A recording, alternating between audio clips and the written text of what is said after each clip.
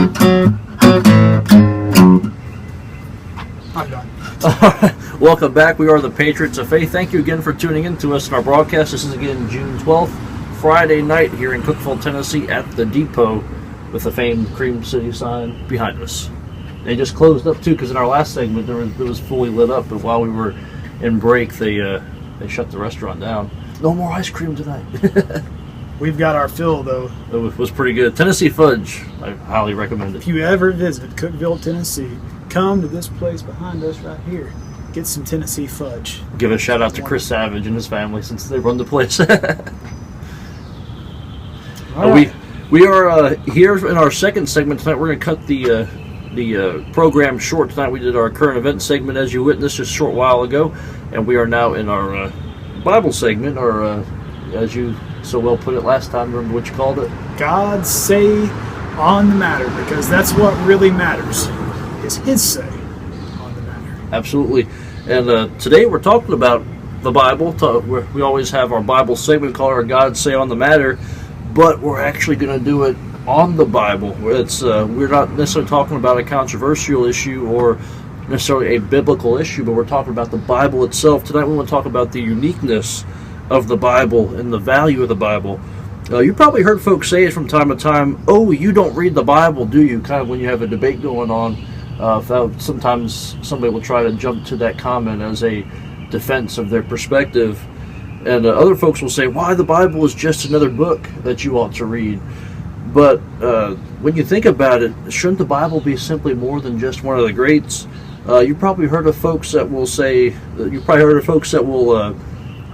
like teachers that will sometimes degrade the Bible before their students, ridiculing those who try to read it. We hear about stories like that from time to time, and even back when we go to church, there's a young lady who used to go there. She's going now to the University of Alabama at Birmingham, and she's got, is it a physics major or a chemistry major?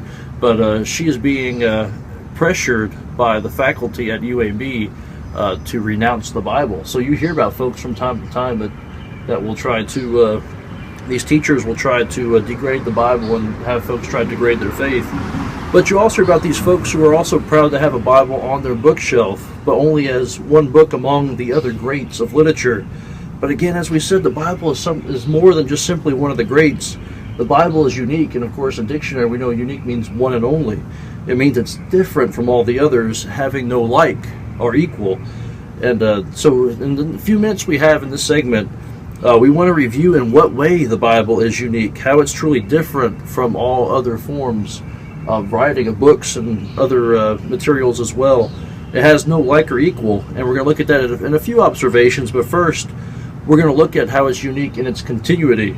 This is a book that was written over a long period of time, a span of about 1,600 years, over 40 generations. We think about, most times it's hard to find more than 3 or 4 generations living at the same time, but the Bible was written over 40 generations by approximately 40 authors from every walk of life. We don't have time to cover all of them, but here's just a sampling. Moses was a political leader trained in the universities of Egypt.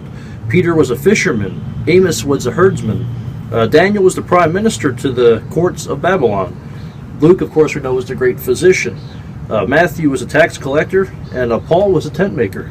Of course, Jesus was a carpenter. Yeah, Christ was a carpenter, absolutely. And of course, Joshua was a military general as well. So we know that they were from all different walks of life, and they were in different places. Like Moses was in the wilderness, Jeremiah was in a dungeon, Daniel was on a hillside, and also he was in a palace, of course. Paul was in prison, as we know. He was inside prison walls. Luke was traveling, and John was in exile on the Isle of Patmos, somewhere even in the rigors of a military campaign, while God worked through them to write the scriptures. And of course, they were in different times also. David was in times of war, and Solomon in times of peace. And they wrote during different moods, like heights of joy, but also depths of sorrow and despair. Go to Psalms, and you can see the sorrow and despair that Joshua, but David wrote a lot of those Psalms when he was in despair over some of the sins he had done. They had different moods. They wrote on 3 continents, Asia, Africa, and Europe, and in 3 languages, Hebrew, Aramaic, and Greek. Subject matter involving hundreds of controversial topics, the nature of God, and the nature and origin of man and the universe, a lot of different topics. but yet there's harmony and continuity in the theme message, and really in all the scriptures of the Bible, there's a uniformity and a harmony with that. And you can compare the continuity of the Bible with any other writings of man, because just think about this for a second. If you if you had 10 authors, all one walk of life, one generation, one place, one time, one mood, one continent, and one language. Just think about some of the lectureships that some churches do this day and age. You might do it on just one simple topic, maybe one values issue, or maybe one theme of the Bible. And if they speak on just one of those subjects, especially if it's a controversial subject, you'd still have a conglomeration of conflicting ideas. You wouldn't have harmony. But the scriptures, over 40 generations, all these different authors had harmony. So the Bible truly is unique. Also, it's unique in its translation and circulation.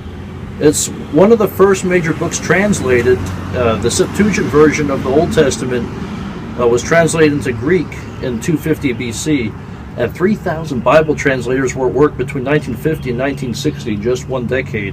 By the end of 1993, the whole Bible had been translated into 337 languages, and 2,062 languages have translations of at least one book of the Bible. That comes from the 1998 version of the Guinness Book of World Records.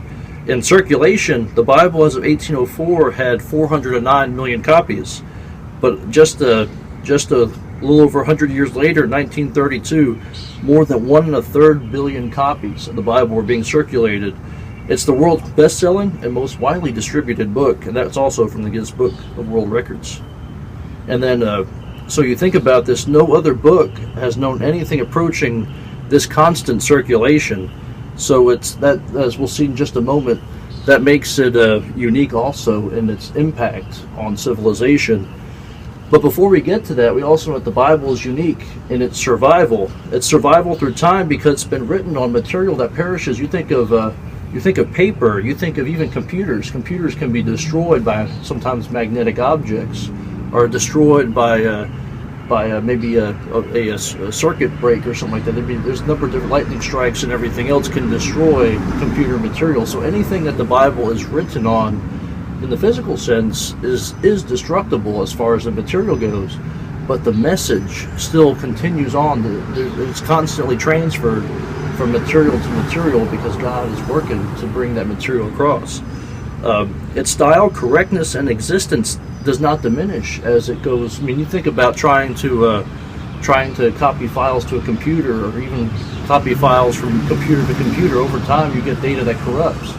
But the Bible, the scriptures, and that message continues to not diminish. And that's an argument that a lot of people use against it, is that through so many different translations, it's been corrupted throughout time.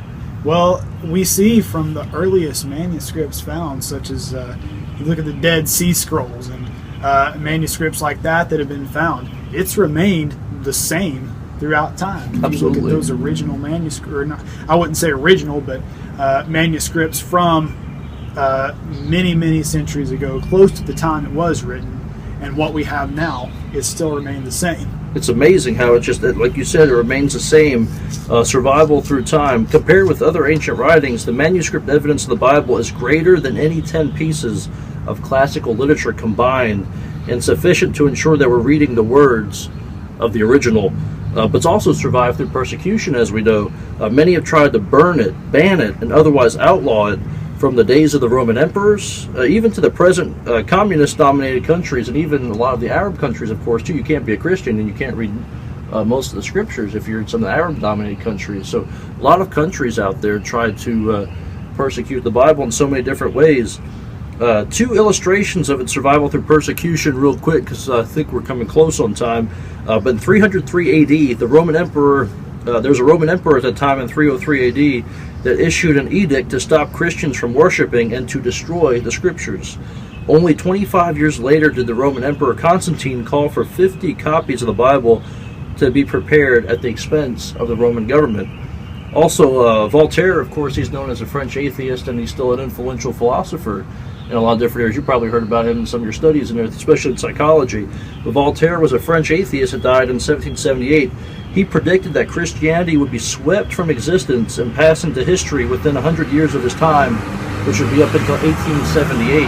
Of course, we know it's been well over a century, almost a century and a half ago. Of course, that prediction never came to pass. Christianity was growing at that time.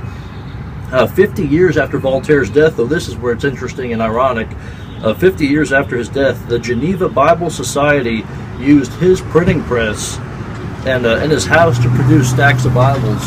So imagine that. I mean, imagine the irony of that, where Voltaire's printing press was used after he predicted the end of Christianity. 50 years later, his printing press was used to try to produce Bible. That's a fascinating case of history, and it continues to show the Bible's survival through persecution. But it's and Scripture tells us in 1 Peter chapter 1, verse 24 through 25. We haven't done a whole lot of Scripture with this message tonight because we're talking about Scripture. But here's one Scripture that talks about that as well. All flesh is as grass, and all the glory of man as the flower of the grass. The grass withers, and its flower falls away, but the word of the Lord endures forever. So that's an amazing, powerful verse that confirms that reality. But also the survival through criticism. We know that the Bible, no other book has been so chopped, knifed, stifled, scrutinized, and vilified. What book on philosophy or religion or psychology has been subject to such a mass attack as the Bible, with such venom and skepticism, with such thoroughness and erudition upon every chapter, line, and tenet?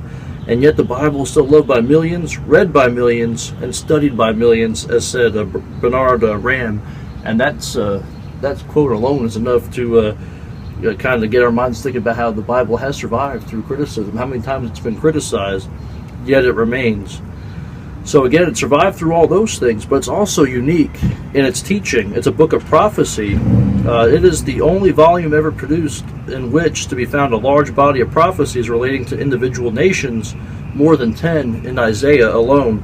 Israel, all the peoples of the earth, certain cities, the coming Messiah and his kingdom. That said a man by the name of Wilbur Smith. There's no other book of religious antiquity which provides so many explicit prophecies that are so distant in the future and which came to pass. You look at Isaiah, and you look at Daniel, look at Jeremiah. A lot of these books of the prophets, they predicted Christ coming. They also predict a lot of different events that would happen in the Roman Empire and other things as well. And it's amazing when you think about it being a book of prophecy. There's none other like it on the face of the earth. It's a book of history. The Cambridge Ancient History Organization said the Old Testament embodies the oldest history writing extant. And the Hebrews are the only race of people that can give such a clear and accurate picture of their origins. It's also a book of personalities. The Bible deals frankly with the sins of its characters, even of its heroes. We don't think about that from a lot of books, but Adam and Eve, they're putting off responsibility onto others. Noah and his drunkenness, Abraham and his cowardice and lying to save his skin, Moses and disobedience to God, even Peter in denying the Lord, causing division through hypocrisy, and churches that are divided, arrogant, materialistic.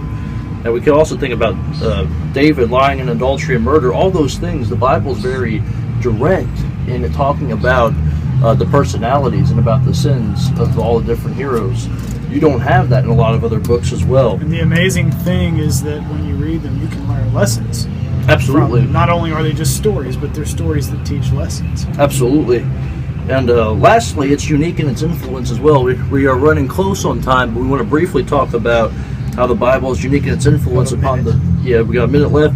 So we're going to spend a moment just about how unique the Bible is in its influence upon the literature of the world. The greatest English classic called, if every Bible in every considerable city were destroyed, the book could be restored in all its essential parts from the quotations on the shelves of the city public library. And so no one can truly be called educated who is ignorant of the Bible, for they would be ignorant of which has influenced so many great writers.